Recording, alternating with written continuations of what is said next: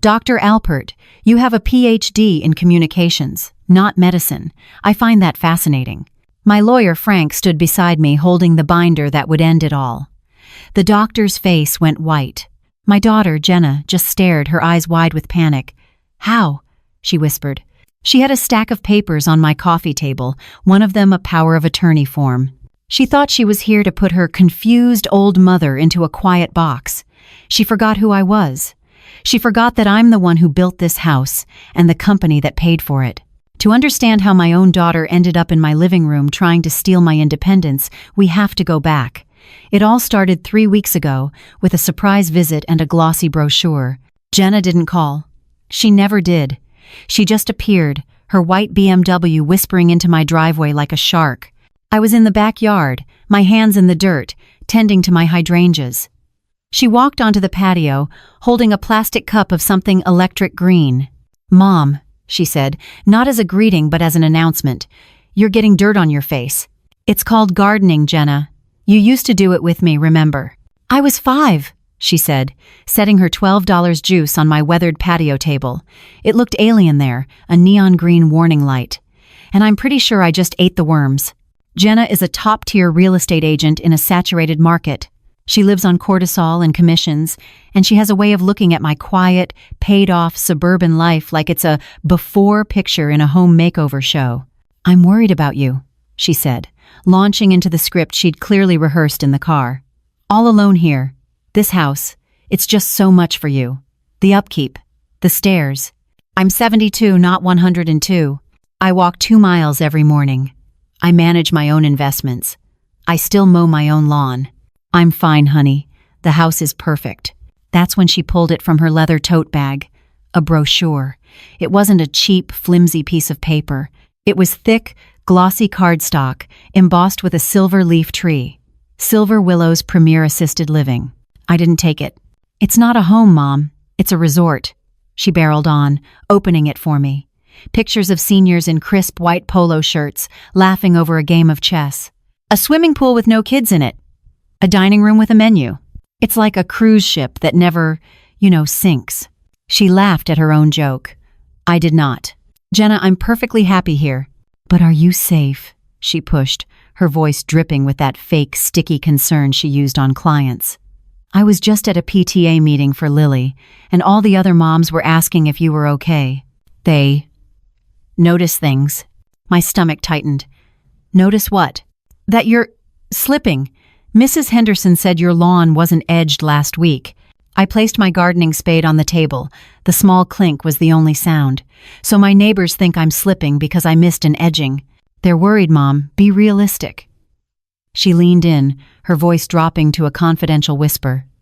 "This house is an asset, a huge one. Right now it's just sitting here. I've already spoken to a realtor friend. We could list it by the 1st. Think of what you could do with that money." "You," I thought. "Think of what you could do with that money." "The conversation," I said, my voice quiet, "is over." I tried to shake it off. I chalked it up to Jenna being Jenna. But a few days later, my granddaughter, Lily, gave me the piece of the puzzle I didn't know I was missing. Lily is 6. She's not like Jenna. She's quiet, watchful. She's an artist. She was sitting at my kitchen table drawing while I made us sandwiches. She slid a piece of paper over to me. It was her and me and Jenna. But we were cartoons. Jenna was drawn as a big, smiling queen.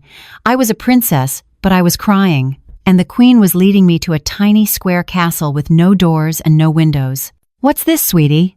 I asked, my throat suddenly dry. Lily pointed with her crayon. "That's Mommy." "And who's this princess?" "That's you, Grandma. You're the tired princess." I'd never heard that before. "And where is the queen taking the princess?" Lily whispered, as if it were a secret. "To the quiet box. Mommy says you're the tired princesses, and you need a long nap in the quiet box so you can feel better." My blood went cold. Quiet box, long nap. Children don't invent phrases like that. They repeat them. Jenna wasn't just trying to convince me to sell the house.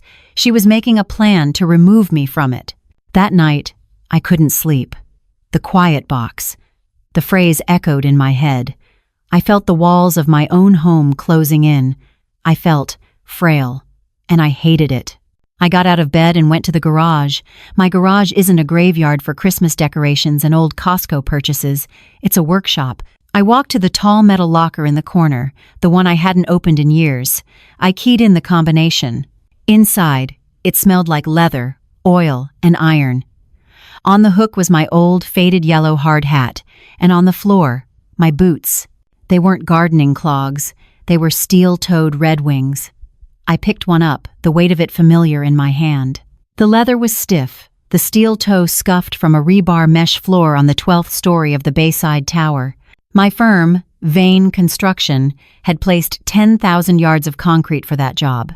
I didn't just buy this house. I built the company that paid for it. Jenna was a teenager then. She was always embarrassed that her mom worked like a man and drove an F-150. She'd forgotten all of that. She looked at me and saw a tired princess. She forgot she was talking to Alara Vane, CEO. I put the boot down. I wasn't frail. I was furious. I went to my office. Not a flimsy secretary desk in a corner, but a solid Oak Partners desk. I sat down and started to type. Frank, hope you're well. My daughter Jenna is making a financial play. She's been talking to a Dr. Alpert about my cognitive decline.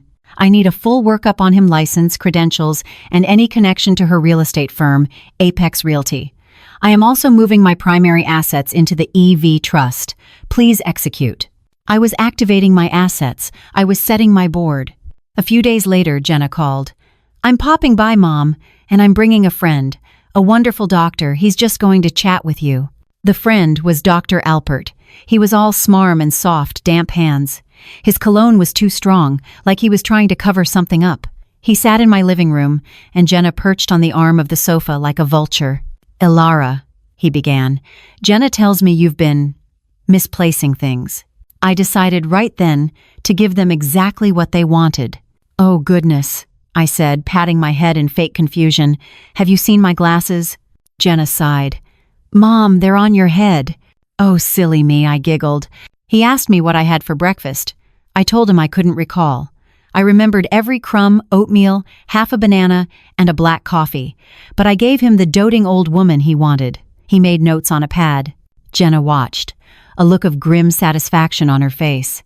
They were so sure of themselves. The performance left me feeling dirty, but it was necessary. I needed to know exactly what they were playing at. 2 days later, Frank called. His voice was cold. Alara, Dr. Alpert is not a medical doctor. He's not even a psychologist. He has a PhD in communications and runs a senior placement consultancy. He gets a kickback from every senior he places in a facility. A 15% kickback to be precise.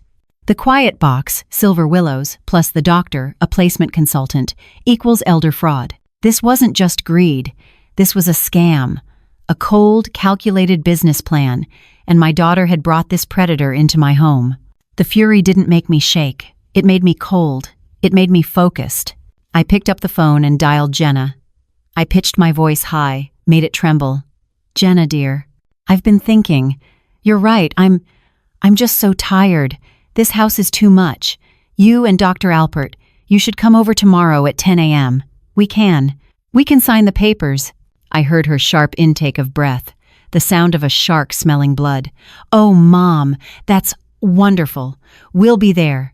10 a.m. I hung up and immediately dialed Frank. My voice was steel. Frank, 10 a.m., my house, and bring the binder. The next morning, I made my oatmeal. I did my stretches. At 9:57 a.m., Jenna's BMW slid into the driveway. They were punctual. They walked in, triumphant. Jenna was glowing, already spending the commission. Dr. Alpert was a shark, all teeth. They sat on my sofa, and Jenna pulled a stack of documents from her bag, fanning them out on the coffee table. Right on top was a power of attorney form. It's just to make it easier for me to help you, Mom, she said, sliding it toward me. The doorbell rang. Jenna looked annoyed. Are you expecting someone? Right on time, I said, standing up. I opened the door. Frank, thank you for coming. Frank walked in, 6'2" of corporate law, holding a thick 3-ring binder. Jenna and Alpert stood up. Mom, who is this? Jenna snapped. This is a private family matter. Frank, you know my daughter Jenna, I said, ignoring her. And this is Dr. Alpert. I sat in my armchair. I looked at Alpert. Dr. Alpert, you have a PhD in communications, not medicine. I find that fascinating. The air left the room. Dr. Alpert's smile froze. Jenna's head whipped between me and him. Mom, what are you? I also find it fascinating, I continued, that your consultancy receives a 15% kickback from Silver Willows for placements. I believe that's the word? Placements. Jenna was pale. Mom, I turned to her. You wanted the house. I know. You've already had it appraised.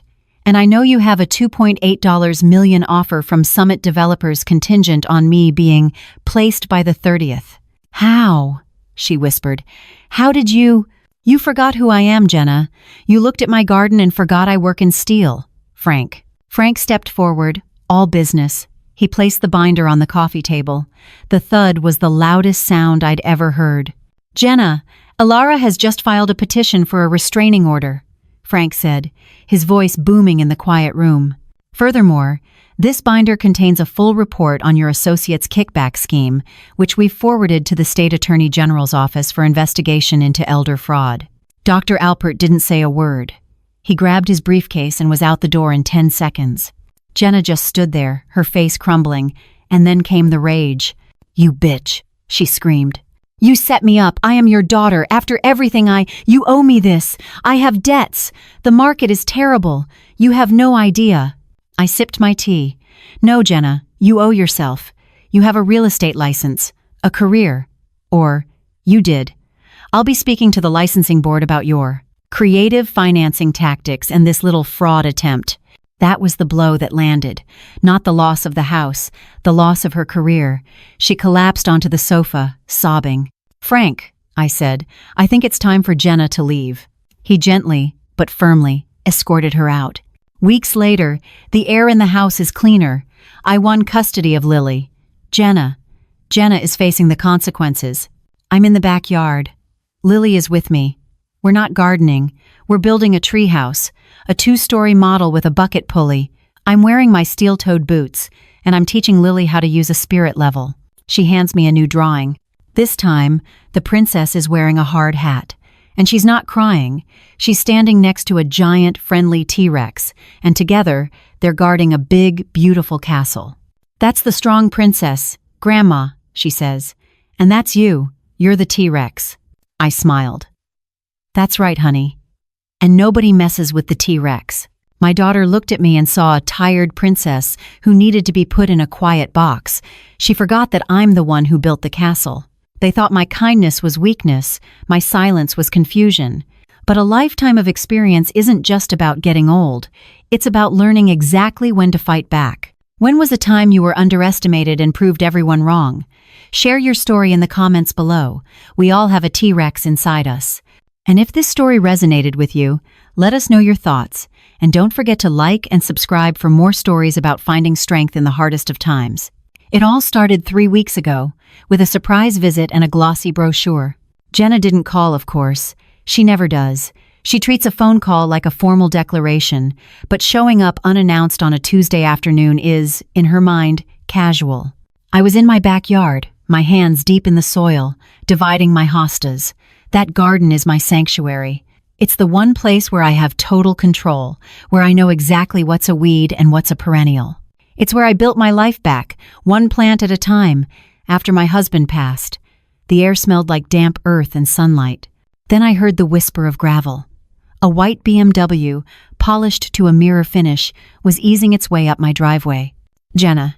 She stepped out onto the patio, not in jeans, but in a structured blazer and heels. She looked like she was here to foreclose on the property, not visit her mother. In her hand, she wasn't carrying flowers. She was carrying a plastic cup filled with something that looked like electric green lawn clippings. Mom, she said, and her tone wasn't a greeting. It was an accusation. You're getting dirt on your face. It's called gardening, Jenna. You used to do it with me, remember? I was 5, she said, setting her $12 juice on my weathered patio table. It looked alien there, a neon green warning light. And I'm pretty sure I just ate the worms. She looked around the yard, her eyes scanning, appraising.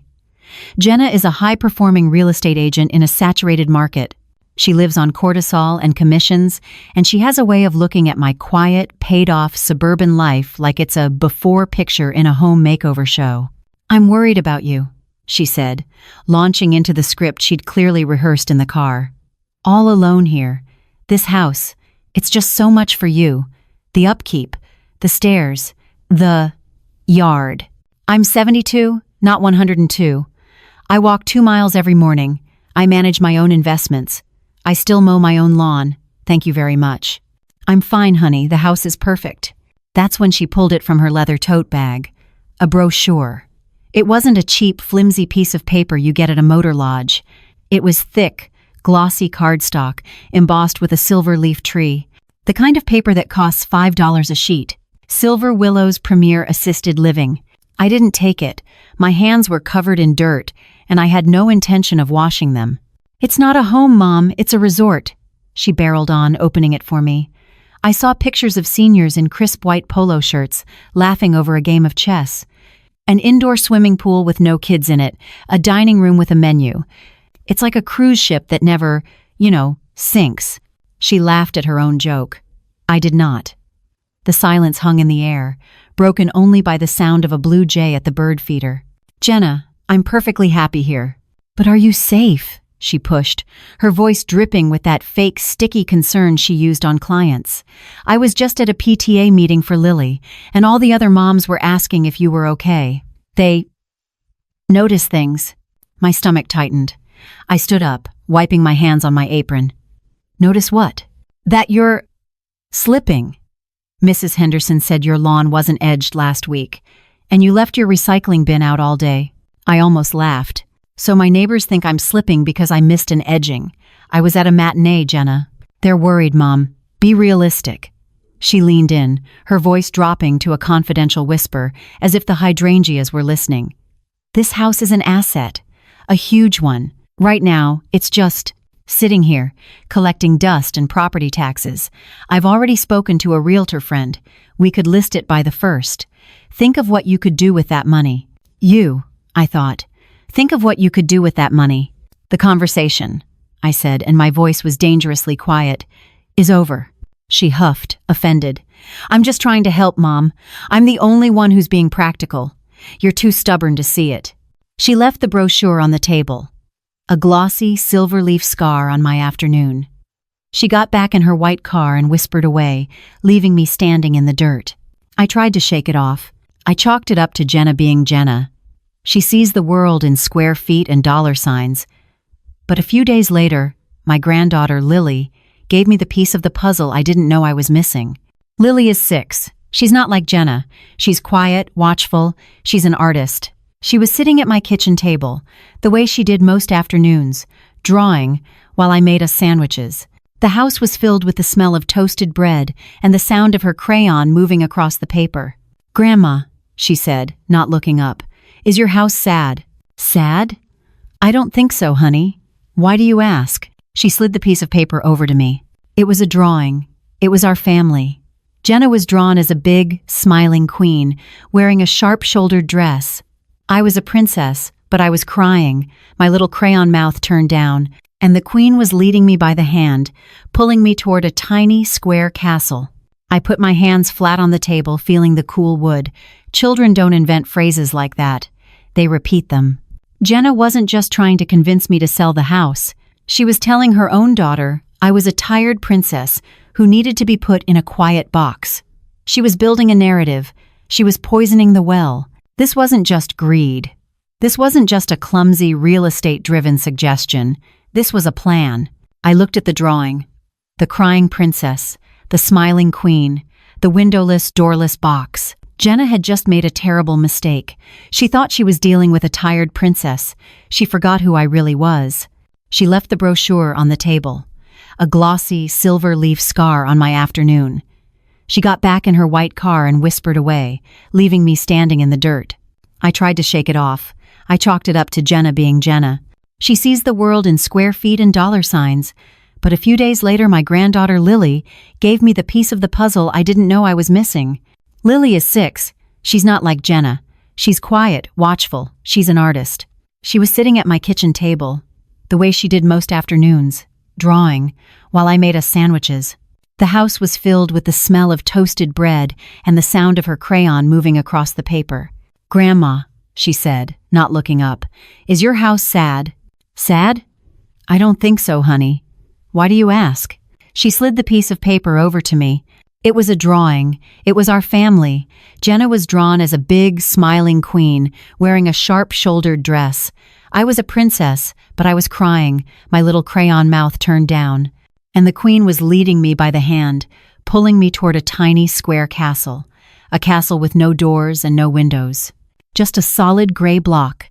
My blood went cold. I touched the drawing. "Who's this, sweetie?" "That's Mommy," Lily said, pointing with a red crayon. "She's the queen." "And who's this princess?" "That's you, Grandma." She looked at me with those big, honest eyes. "You're the tired princess." I'd never heard that before. The tired princess. Uh-huh. She went back to drawing. "Mommy says it's not your fault. She says you're just tired." My hand was trembling, just slightly. "And where is the queen taking the princess?" Lily whispered, as if it were a secret. "To the quiet box. Mommy says you're the tired princesses and you need a long nap in the quiet box so you can feel better." I felt the air leave my lungs. The Silver Willows brochure was still sitting on my counter, where I'd left it as a reminder of Jenna's nerve. Quiet box. Long nap. Children don't invent phrases like that. They repeat them. Jenna was building a narrative. She was telling her own daughter I was a tired princess who needed to be put away. That night, I couldn't sleep. The quiet box. The phrase echoed in my head. I felt the walls of my own home closing in. I felt frail. And I hated it. I got out of bed and went to the garage. My garage isn't a graveyard for Christmas decorations and old Costco purchases. It's a workshop. I walked to the tall metal locker in the corner, the one I hadn't opened in years. I keyed in the combination. The hinges groaned. Inside, it smelled like leather, oil, and iron. On the hook was my old, faded yellow hard hat. And on the floor, my boots. They weren't gardening clogs. They were steel-toed Red Wings. I picked one up, the weight of it familiar in my hand. The leather was stiff, the steel toe scuffed from a rebar mesh floor on the 12th story of the Bayside Tower. My firm, Vane Construction, had placed 10,000 yards of concrete for that job. I didn't just buy this house. I built the company that paid for it. Jenna was a teenager then. She was always embarrassed that her mom worked like a man and drove an F-150. She'd forgotten all of that. She'd forgotten me standing over blueprints on the hood of that truck, commanding a crew of 20 men. She looked at me and saw a tired princess. She forgot she was talking to Alara Vane, CEO. I put the boot down. I wasn't frail. I was furious. But it wasn't a hot, screaming anger. That's not my way. My anger is cold. It's the kind of anger that built a 30-story high-rise. It's the anger that focuses, that sees load-bearing walls and weak points. And as I stood there in my garage, smelling the iron and old leather, I saw the weak point in my daughter's plan. She had no idea who she was dealing with. I walked back into the house. My house. The one she saw as just a listing. She saw me as an occupant, a tired princess who had outstayed her welcome. She forgot I was the architect. For the last 10 years, since my husband passed and I sold the company, I've been a gardener. I chose it because it was quiet. My old life was noise, the scream of rebar cutters, the roar of cement mixers, the constant, high-stakes shouting of men on a deadline. I'd go to Thanksgiving dinners, and Jenna, already in her 30 seconds, would roll her eyes when I talked about a new project. God, Mom, can we not talk about concrete? So I stopped. I let her see me as Mom, just a quiet domestic woman who puttered around. I let her believe the money just appeared, a magic inheritance. I let her forget the 80-hour weeks, the payrolls I had to meet, the lawsuits I had to fight, the sheer bone-deep grit it took to be a woman running a construction firm in the 1,990 seconds. I let her see me as a gardener. And now, my own daughter was treating me like a weed to be pulled. The peacekeeping was over. I had been swallowing my own opinions for years to manage her fragile, entitled ego. Every time she made a passive-aggressive comment about my old furniture, every time she helpfully suggested I get a simpler car, every time I bit my tongue, I was handing her a little more power. Now she was cashing it all in, trying to buy her way into my home and throw me out. I didn't go to the living room to wring my hands. I went to my office. Jenna hates my office. She calls it that old dungeon. It's not bright white and beige like her real estate staged condo. It's paneled in dark, solid oak. The shelves are filled with leather-bound engineering manuals, building codes, and signed contracts. My desk isn't a flimsy white table from a catalog. It's a partner's desk, big enough to unroll a full-sized blueprint. And on that desk is my computer. It's my private workstation. No one else has the password. It's where I manage my real assets, not the ones Jenna could see. I sat down in my leather chair. It squeaked, a comfortable, familiar sound. On the desk, next to my keyboard, is a paperweight. It's a core sample of concrete, drilled from the foundation of the Bayside Tower. My first big job. I picked it up, the weight of it heavy and real in my hand. Cold, gritty, and foundational. This is real, I thought. Jenna's world is fake. Fake juice, fake concern, and, I suspected, a fake doctor. I opened my email. My first instinct was to write to Jenna, a mother's betrayed scream. How could you? After everything. But that's what the tired princess would do. I deleted the draft. Alara Vane, CEO, had a different protocol. I opened a new message and typed an address I knew by heart. Frank, my corporate lawyer for 30 years. He'd retired from his big firm, but he still handled my trust. I thought for a moment, my fingers hovering over the keys. Then I began to type. The click of the keys was sharp and precise in the quiet room. Subject, Evie. Trust. Urgent matter. Frank, hope you're enjoying the boat. I have a situation here that requires your immediate attention. My daughter Jenna is making a financial play. She's attempting to have me declared incompetent to gain power of attorney and seize my assets, starting with the house. She's working with an associate, a Dr. Alpert, who she presented as a medical doctor. I need a full, confidential workup on him. License, credentials, any and all professional affiliations. Specifically, I need to know if he has any connection, past or present, to her real estate firm, Apex Realty. I suspect this is a case of coordinated elder fraud. To that end, I am also moving my primary liquid assets into the EV Trust, effective immediately. Please execute the transfer from the holding accounts. She thinks I'm a gardener. It's time to remind her I own the land. Best, Alara. I reread it once. It was cold. It was clear. It was a declaration of war. I hit send. The click of the mouse was the only sound. It felt as final as a gavel. I leaned back in my chair, rolling the concrete paperweight in my palm. The tired princess was dead. The quiet box was off the table. Jenna wanted a fight. She just didn't realize she'd brought a glossy brochure to a boardroom war. I spent the next 2 days in a state of cold, quiet alert. I was waiting for Frank's reply, but I was also waiting for them. The quiet box drawing was taped to the inside of my office desk drawer, a reminder of the stakes. The call came on Thursday. It wasn't Frank. It was Jenna, her voice a high, bright, artificial sweetener. Hi, Mom. I'm in the neighborhood. Thought I'd pop by. And I'm bringing a friend, a wonderful man. He's helped so many families. I'll be there in 5.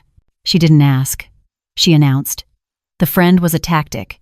She was bringing her doctor to ambush me. I had just enough time to splash water on my face, put on a frail-looking cardigan, and sit in the living room, ready. When the doorbell rang, I let it ring twice before I slowly went to answer it. Jenna swept in, all smiles and sharp angles, and behind her was him. He was a man in his 50s, soft around the middle, with a smile that didn't reach his eyes. His suit was a size too tight, and he smelled overwhelmingly of cologne, a sharp, spicy scent that invaded my home, like he was marking his territory. He held out a hand that was slightly damp. Alara, Jenna gushed. This is Dr. Alpert. He's a specialist in helping seniors transition. He just wanted to chat. A pleasure, Alara, he said, his voice as slick as his hair. Jenna has told me so much about you. You have a beautiful home. He said it while looking at the ceiling molding, like he was already appraising it. Won't you come in? I said, playing the part of the slightly flustered hostess. We sat in the living room. My living room. Jenna perched on the edge of the sofa like a vulture, an encouraging, anxious smile plastered on her face. "Doctor?" Alpert took my husband's chair, and crossed his legs, pulling out a small leather-bound notepad. "So, Alara," he began, his tone a disgusting blend of sympathy and condescension. "Jenna tells me you've been feeling a bit overwhelmed lately." I stammered, looking to Jenna. "It's okay, Mom," Jenna said, jumping in. "You can be honest. Remember? You told me you were having trouble remembering things." I turned back to Alpert. "It's just my age, I suppose. Things get fuzzy." He clicked his pen, a sharp, metallic sound. "What day is it today, Alara?" My mind snapped to the answer. "Thursday, October 24th. But the tired princess wouldn't know." I looked at the ceiling. "Oh, goodness. Is it Tuesday?" Jenna's sharp intake of breath was my cue. "No, Mom, it's Thursday." "Oh," I said, my voice small. "Silly me." "And what did you have for breakfast this morning?" he continued, his eyes on his notepad. I remembered every crumb. Steel-cut oatmeal, half a banana, black coffee. I put my hand to my head. "Breakfast. I want to say, was it toast? I just can't seem to recall." "Jenna, did I have toast?" "See, Doctor," Jenna said, her voice cracking with fake sadness. "This is what I mean. She's not remembering. At all." "It's very common," Alpert said, not looking at me, just writing. "Alara, do you find yourself misplacing things often? Your keys? Your glasses?" This was the moment. I gave them exactly what they came for. I began to pat my own head, my hands fluttering in fake panic. "My glasses. Oh dear, have you seen my glasses? I can't see a thing without them. Where did they?" Jenna let out a long, suffering sigh. "Mom, they're on your head. I found them, my fingers brushing the frames." "Oh, well, how about that? Silly me." I giggled, a high, thin sound that made my own skin crawl. Alpert's gaze left his notepad. He looked around my living room. He didn't see a home. He saw an inventory. His eyes passed over the shelves filled with my engineering manuals, the photos of my construction crews, the awards I'd won. "It's a big house, Alara," he said smoothly. "A lot to manage. Do you find yourself overwhelmed by all this stuff? My life, my work, my history." He called it stuff. This was the slow burn, the humiliation. They were sitting in the house I built, on furniture I paid for, trying to prove I was too fuzzy to deserve it. I wanted to stand up, grab my steel-toed boot from the garage, and show him exactly how overwhelmed I was. Instead, I looked down at my hands. I made my voice tremble. It is a lot, sometimes, the dusting, and the stairs. Alpert made a note, a satisfied little tick on his pad. He and Jenna shared a look, a tiny, triumphant glance that said, "Got her." He snapped his notepad shut. "Well, you have a lot to think about, Alara. But the most important thing is your safety. And your comfort." They stood up. Jenna, all bustling concern, helped me to my feet, though I didn't need it. She gave me a tight, suffocating hug. "This is for the best, Mom," she whispered in my ear. "We just want to help." I stood at the door and watched them walk to her white BMW. He opened her door for her, the perfect gentleman. I closed my own front door. The lock clicked into place. The smell of his cologne lingered in the air, a foul, invasive odor. I went to my office, opened the window, and breathed in the fresh, clean smell of the outdoors. The performance left me feeling dirty. It felt like a betrayal of myself, but it was necessary. They didn't just think I was confused. They were counting on it. They were building a case, and I had just handed them their star evidence. I sat at my desk and picked up my concrete paperweight. It was cold and solid in my hand. They thought I was a tired princess. They had no idea I was a tactician, and I had just let them see exactly what I wanted them to see. The tired princess performance left me feeling dirty, like I'd betrayed myself. I went into the living room after they left and opened all the windows, trying to air out the cloying, spicy smell of his cologne. It felt like it had sunk into the upholstery, a scent of pure, unadulterated fraud.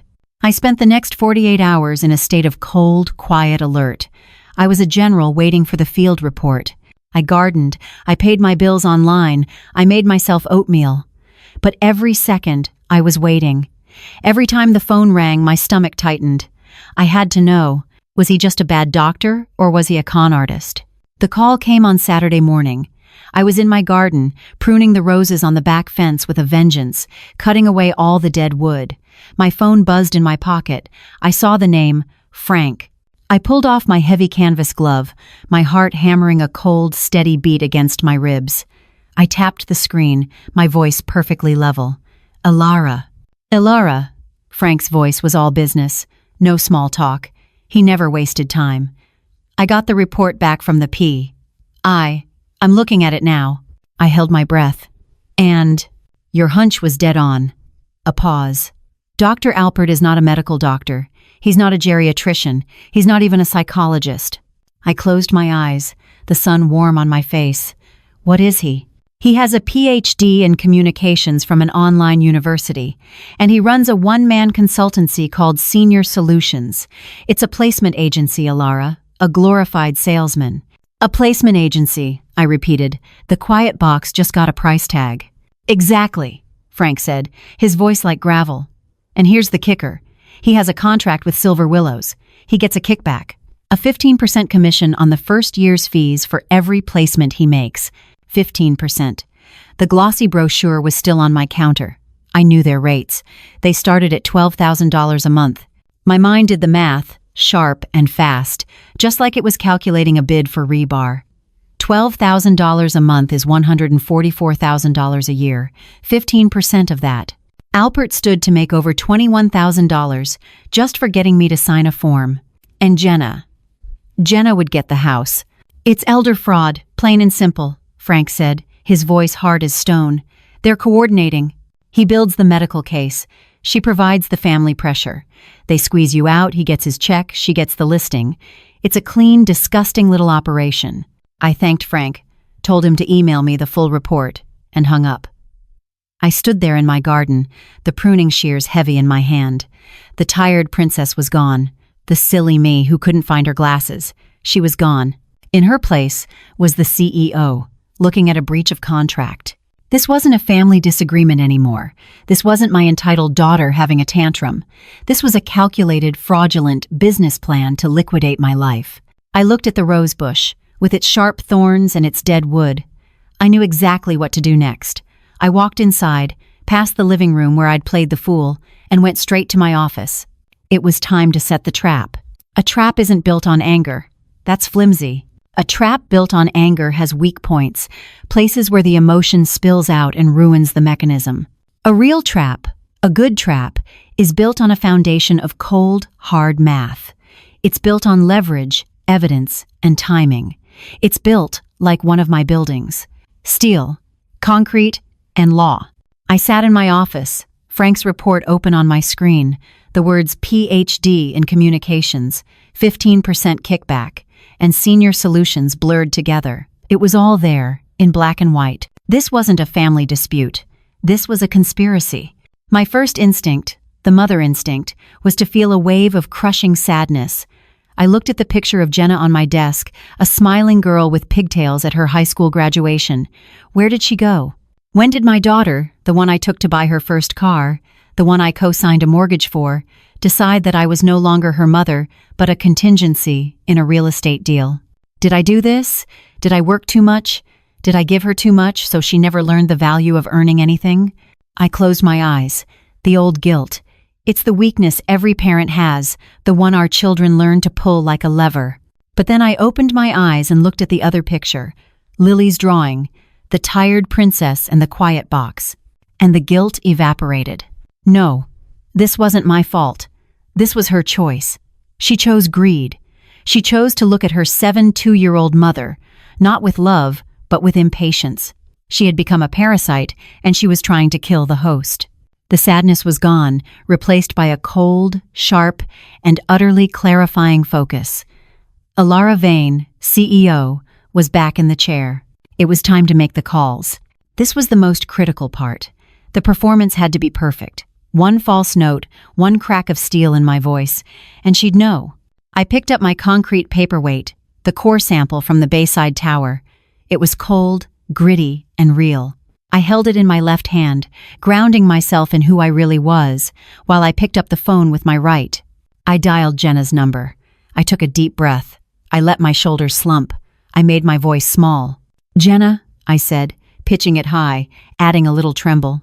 "Mom," she answered, her voice sharp, impatient. "I'm in the middle of a showing. What's wrong?" Oh, I'm sorry to bother you at work, dear." I let my voice crack, just a little. I've just been thinking." I heard her sigh on the other end, the sound of a daughter who believes she's won. "Thinking about what, Mom?" About what you said. You and that nice Dr. Alpert." I clutched the concrete core. And you're right. Silence. A sharp, total silence on the other end. It wasn't confusion, it was triumph. I could almost hear the click of the cash register in her head. I'm so tired," I whispered, letting a fake tear well up. "This house, all the stuff, it's too much. You were right, it's too much for me." "Mom," she said, her voice changing. That fake, sticky sweet concern was back. "Mom, that's wonderful. I mean, it's a hard decision, but it's the right one." "Yes," I whispered, "it's the right one. So, I think we should do it." "Do what, Mom?" she pushed, needing to hear it. The papers, the ones you brought. We should sign them." I heard her sharp intake of breath. She was trying not to sound too eager. "Oh, Mom, I'm so proud of you. That's so brave. So, could you come over?" I said, playing the final card. "You and Dr. Alpert? He was so kind. He explained things. Could you come over tomorrow? We could get it all done." "Yes," she said, too quickly. She coughed, correcting herself. "Yes, Mom. Of course. We'll clear our schedules. Whatever you need. How about 10 a.m.? Will that work?" 10 a.m., I repeated, like a confused old woman. "Yes, that sounds fine, dear. Thank you. You're a good daughter. I'll see you then, Mom. You rest. We'll take care of everything." She hung up. I put the phone down. My hand wasn't shaking. I looked at the concrete paperweight in my other hand. Solid. I didn't pause. I didn't celebrate. I immediately picked the phone back up and dialed Frank. He answered on the first ring. "Frank." My voice dropped 10 degrees and a full octave. The steel was back. "Frank," I said, "it's done." She took the bait. "Hook, line, and sinker." "Good. My paralegal is drafting the cease and desist for Dr. Alpert as we speak." "Good," I said. "Be here tomorrow, 10 a.m., my house." "I'll be there at 9:45, he replied. "And Frank." "Yes, Alara. Bring the binder." "The binder is already in my briefcase. See you in the morning, Alara." I hung up. I stood up from my desk and walked to the window. The trap was set. The bait was taken. The legal and financial assets were all aligned, moved, and protected. The tired princess was about to host her last royal ball. I looked at Lily's drawing, still taped to my monitor. The quiet box. I smiled, a cold, thin CEO smile. "Tomorrow," I whispered to the empty room, "we're going to have a long talk about quiet boxes." The next morning, I didn't feel like a tired princess. I felt like a CEO on the morning of a hostile takeover, and I was the one taking over. I woke up at my usual 6 a.m. I made my steel-cut oatmeal. I did my stretches. The sun was streaming through the kitchen window, and it promised to be a beautiful, clear autumn day, a perfect day for taking out the trash. I put on a simple dress, but over it, I wore the same frail, faded pink cardigan I'd worn for my performance. It was my armor, my camouflage. I sat in the living room, in my husband's armchair, the one Alpert had violated with his presence, and I waited. I didn't turn on the TV. I just listened to the quiet ticking of the grandfather clock in the hall. Tick. Tock. It was the sound of a countdown. At 9:57 a.m., right on time, I heard the sound. The whisper of expensive tires on my gravel driveway, the white BMW. I took a deep, steadying breath. I arranged my face into a mask of soft, weary confusion. I was the tired princess, ready for her final scene. They used the keypad on the door. Jenna had the code. The sound of the beep-boop-beep click felt like a small invasion. "Mom, Jenna called out, her voice bright and sickeningly cheerful. "We're here." They walked into the living room, and the atmosphere changed. That awful spicy cologne hit me first, a chemical wave of fraud. Dr. Alpert was behind her, carrying a sleek leather briefcase. He looked like a shark who had just been handed a map to the seal nursery. Jenna, on the other hand, was glowing. She was wearing a sharp red blazer, a power suit for closing the deal. She was practically vibrating with triumph, but she was trying to mask it with a somber, "This is so hard for you" expression. "Mom," she said, rushing over to me and grabbing my hands. Her palms were clammy. "How are you feeling, sweetie? Did you sleep okay?" "Oh, a little," I whispered, letting her pull me up. I'm just glad you're here. To help." "Of course we are," Alpert said, his voice a buttery, sympathetic purr. He placed his briefcase on my coffee table. It landed with a soft, expensive thud. "You are making a very brave, very wise decision, Alara. This is the first step to a wonderful new chapter." They sat on my sofa, and they spread their poison. Jenna unzipped her designer tote bag and pulled out a thick, neat stack of documents. She fanned them out on the coffee table like a poker hand she knew would win. "Okay, Mom," she said. "All business now." The fake sympathy was fading, replaced by the realtor's efficiency. "Frank was a nice guy, but he really left your paperwork in a mess. This is just housekeeping, really." My eyes scanned the housekeeping. I saw title deeds. I saw medical directives, and right on top, with a bright yellow "Sign Here" sticker, I saw the one that mattered most: durable power of attorney. "Doctor," Alpert tapped it with a manicured finger. "Now this one, Alara, is the most important. This just gives Jenna the ability to help you, to pay your bills, to manage your assets. So you don't have to worry about a single thing. It's just a formality. A formality. They were calling the theft of my entire life a formality." Jenna picked up a pen and clicked it. She slid the POA form across the polished wood of the coffee table. The sound was a dry, rasping shh. "It's just to make it easier for me to help you, Mom," she said, her voice soft, insistent, like a snake. "You've worked so hard. It's time to let me take the burden. Just sign here." She held out the pen. I looked at it. I looked at her. Her eyes were fixed on the signature line, not on my face. She was already in the car, driving away with the commission. She was already at Silver Willows, handing me over for her 15% kickback. The slow burn was over. The injustice was complete. They had walked into my house, called me fuzzy and tired, and were now handing me the pen to sign away my own life. I reached out my hand. My hand was trembling, but it wasn't with fear or age or confusion. It was with rage. I let the tremble travel up my arm. I let them see it. I let them see the tired princess. I whispered. "It's okay, Mom," Jenna cooed, pushing the pen into my hand. "It's all going to be okay." My fingers started to close around the pen. And then the doorbell rang. A loud, clear, authoritative ding-dong. It wasn't a pop-by. It wasn't a surprise. It was the sound of a gavel. Jenna snapped her head up, her face a mask of pure annoyance. "Who is that? Are you expecting someone?" I let the pen drop from my fingers. It clattered onto the table. "Oh, silly me," I said, my voice suddenly clear. "I almost forgot." I stood up from my chair. No help, no tremble. "That," I said, walking to the front door, "must be my lawyer." I opened the door, and there he was. Frank. He wasn't soft, he wasn't smarmy. He was 6'2" of corporate law, wearing a dark suit that probably cost more than Jenna's car. He was holding a thick, 3-ring binder, the kind we used for $1,000,000 contracts. "Frank," I said, my voice crisp and clear. The tired princess was gone. "Thank you for coming on such short notice." "Alara," he nodded, "all business." He stepped inside. I turned and walked back into my living room. I didn't walk to my armchair. I walked to the center of the room. I occupied the space. Jenna was on her feet. Her face was a mask of confusion and rising panic. "Mom? Who is this?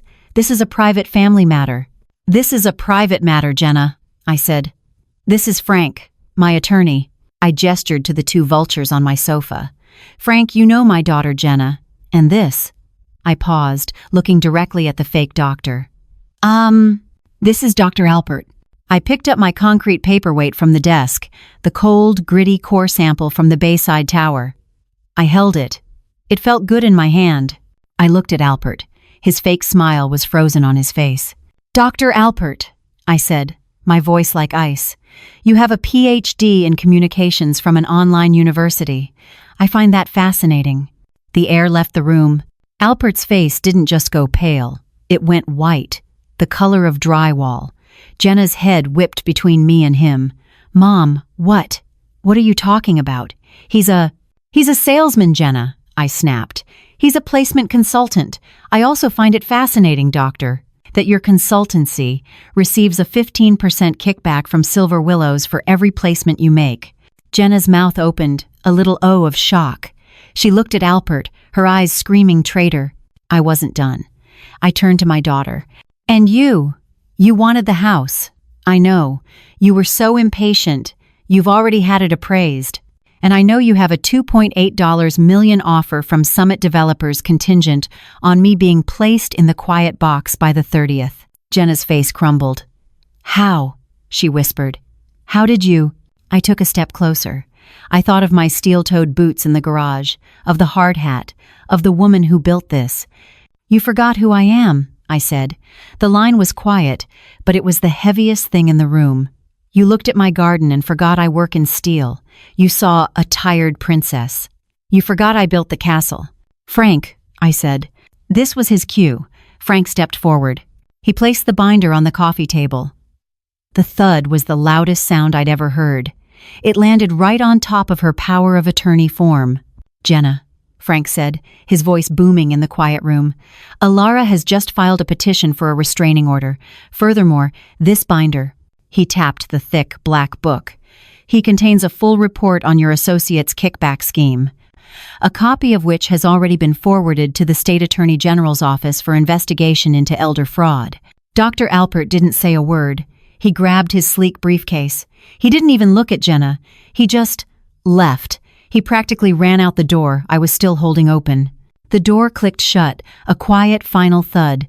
The lock engaged. The smell of his cheap, spicy cologne was still hanging in the air, a foul, invasive presence. But the shark himself was gone. I turned back to the living room. Jenna was still standing there, frozen. Her hand was half extended, still offering the pen. She was staring at the empty space where her accomplice had been. She looked like a statue of pure, unadulterated greed, caught in the act. I waited. I'd spent a lifetime waiting for Jenna to grow up, waiting for her to see me as a person, not a resource, waiting for her to stop being so hungry. And now, here she was, starving, having just watched her meal get up and run out the door. Her face was white, but her eyes were starting to turn dark.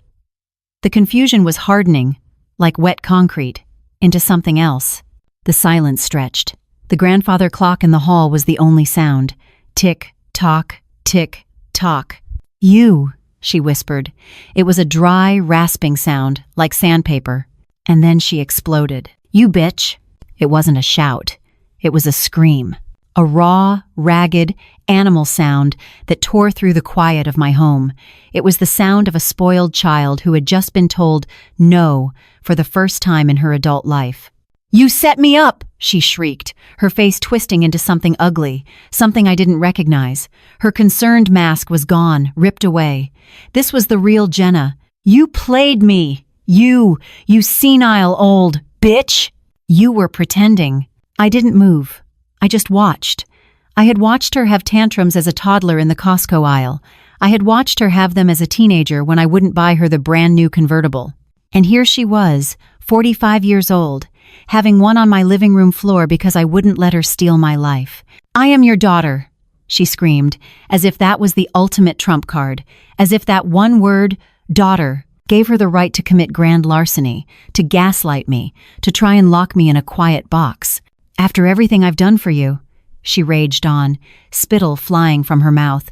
All the worrying, all the time I've spent coming over here, checking on you. Time? I thought. Worrying? She'd spent time appraising my house. She'd worried she wouldn't get the listing. And then, The dam of her entitlement broke, and the real pathetic truth came pouring out. "You owe me this," she sobbed, and now the real tears were coming. Hot, angry, selfish tears. "You have no idea. I have debts. The market is terrible. That asshole I married, he hid everything in the divorce. I'm drowning, and you're just sitting on it. My life, my home. The company I built with my own 2 hands, with steel-toed boots and 80-hour weeks. The money I'd saved, the investments I'd managed, the security I had earned. To her, it was just a pile of cash I was sitting on, a pile that was rightfully hers, simply because she existed. The selfishness of it. It was breathtaking. It was a black hole. I didn't respond. Frank, to his credit, stood by the door, silent as a statue, his face a mask of professional disgust. He knew this wasn't his fight. This was a mother and a daughter, or what was left of one. Jenna's sobs were getting hysterical. You always did this. You always made me feel small. You always acted so superior, like you were better than me." I walked over to the side table. My hand was perfectly steady. I picked up my cup of tea, which I'd made an hour ago, knowing this would be hard work. It was lukewarm. I took a small sip. The quiet sound of the fine china cup meeting the saucer was the only reply to her storm. "Don't you do that," she screamed, pointing a shaking finger. "Don't you dare do that. That calm, superior crap. You've always done that. You've always looked at me like I wasn't good enough." "No, Jenna," I said, and my voice was quiet. It wasn't the voice of the tired princess. It was the voice of the CEO, and it cut through her sobs like a razor. "I never looked at you like you weren't good enough. I looked at you with terror, wondering why the hard-working, decent values I lived by had slid off you like water off a duck's back.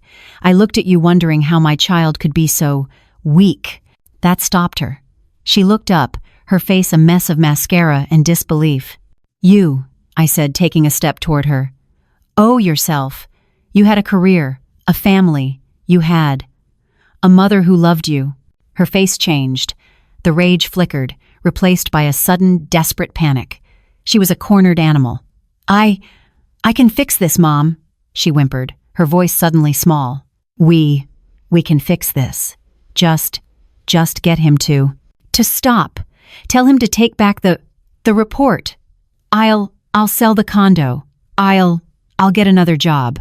I can." "You have a real estate license, Jenna," I said, my voice flat. No anger, no sadness, just finality. "A career. Or you did." She stared at me, not understanding. When Frank filed the report with the Attorney General's office this morning, I explained, as one would to a child. He also forwarded the complete evidence packet, including Dr. Alpert's kickback scheme and your contingent offer from Summit Developers to the State Real Estate Licensing Board for moral turpitude and attempted fraud. "I believe that's the term, Frank." Frank nodded, his face grim. "That's the term, Ilara. That was the blow that landed. Not the loss of the house, not the loss of the $2.8 million deal, the loss of her career, her identity, the one thing she was good at, the one thing that made her feel superior to the tired princess. She didn't scream this time. She just deflated. All the air, all the fire, all the righteous, selfish anger went out of her. She collapsed onto the sofa. The power of attorney form was crumpled underneath her. She put her head in her hands, and this time the sobs were real. They were the small, broken, hopeless sobs of a child who finally understands that the game is over. I looked at her. My daughter, a 4-5-year-old woman, broken on my sofa, and I felt nothing. Not pity, not rage, not even sadness, just an aching, hollow emptiness. This was the quiet box she had built, and she was the only one inside it. I couldn't look anymore. I turned my back on her. "Frank," I said, my voice steady, "I think it's time for Jenna to leave." Frank didn't hesitate. He was a professional. He simply stepped forward, put a hand gently on Jenna's elbow, the way one might guide an unstable, unpredictable person, and said, "This way, Jenna." She went. All the fight was gone, replaced by a hollow, shuddering despair. She didn't look at me. She didn't say another word. She just let him walk her out of my house, her sobs echoing in the hallway. I heard the front door open. I heard the click of it closing, firm and final. And then, silence. The grandfather clock ticked. Talk, talk, talk. I was alone in my living room. The air was still thick with the ghost of her perfume and his cologne, a chemical fog of greed. On the coffee table, the glossy Silver Willows brochure was half hidden under the crumpled, unsigned power of attorney form. I stood there for a long time, just breathing. In, out. The house was mine. The air was mine. My life was mine. That was 6 weeks ago. The fallout was efficient. Frank was, as always, methodical. Jenna's real estate license was suspended, pending the full investigation by the board. Dr. Alpert, it turned out, had a history of this. My case, backed by Frank's evidence, was the one that finally put him on the Attorney General's radar. He was facing multiple counts of elder fraud. Jenna, she lost her condo. The debts she'd screamed about were real, and they were massive. She'd been living on a mountain of credit cards, faking a lifestyle she couldn't afford, all while waiting for her inheritance. Without her license, it all came crashing down. I won full custody of Lily. It wasn't even a fight. Jenna, to her credit, signed the papers without a word. Maybe it was the one decent act she had left in her, or maybe she just couldn't afford a lawyer. Today, the house doesn't feel empty. It feels clean. It's a bright Saturday. The sky is that perfect, crisp October blue. The smell of charcoal from the grill is drifting across the backyard. I'm at the old Weber kettle, the one my husband loved, and I'm teaching Lily the most important lesson of all, how to grill the perfect burger. You don't press it, sweetie, I said, guiding her hand. You're not mad at it. You press it. You squeeze out all the juice. You just let it cook.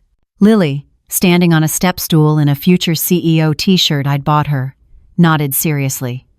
No pressing. Got it. Now, when you see the juices coming up to the top, that's when you flip. Once. That's the rule. We're not acrobats, we're chefs. She giggled. You're a T-Rex, Grandma. You're not a chef. I laughed, the sound rusty and real. I can be both. Go get the cheese slices, will you? And your art project. She ran inside, her sneakers pounding on the deck. She came back a minute later, not just with the cheese, but with a folded piece of paper held behind her back. Okay, she said. It's for you, but it's the new one. My heart gave a little clench. I hadn't seen Lily's art since The Tired Princess. I wiped my hands on my apron. Okay, let's see it. She presented it with a flourish. It was beautiful. It wasn't a crying princess. This princess was smiling. She was wearing a crown, but she was also wearing a hard hat, just like the old yellow one in my garage. And the castle behind her wasn't a quiet box. It was my house, a big, beautiful castle with windows and flowers and a huge open door. But that wasn't the best part. Next to the strong princess, which is what Lily had written at the top, was another figure. It was a giant, green, smiling T-Rex. It was wearing a gardening hat. So, I said, my throat suddenly thick. Who's this? That's me, Lily said, pointing to the princess. I'm the strong princess. And that, she pointed to the T-Rex, is you. Me? Why am I a T-Rex? She looked at me like I was the silliest person in the world.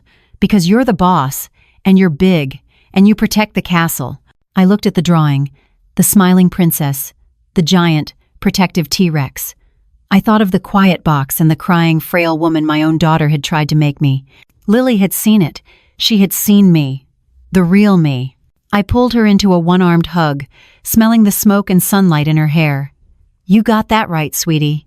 I taped the new drawing up on the kitchen window, right where the sun could hit it. And nobody, I said, turning back to the grill, messes with the T-Rex. My daughter looked at me and saw a tired princess who needed to be put in a quiet box. She forgot that I'm the one who built the castle. She made the mistake that so many people make. She mistook my kindness for weakness. She saw my silence as confusion. She thought that just because I'd stepped back from the boardroom, I'd forgotten how to run one. A lifetime of experience isn't just about getting old. It's about learning exactly what's worth fighting for and knowing precisely when to fight back. They thought I was a page in a history book. They forgot I was the one holding the pen. So let me ask you, if life tried to write you into a quiet box, would you have the courage to build a castle instead? If this story resonated with you, let us know your thoughts in the comments below. We all have a T-Rex inside us. And don't forget to like and subscribe for more stories about finding strength in the hardest of times.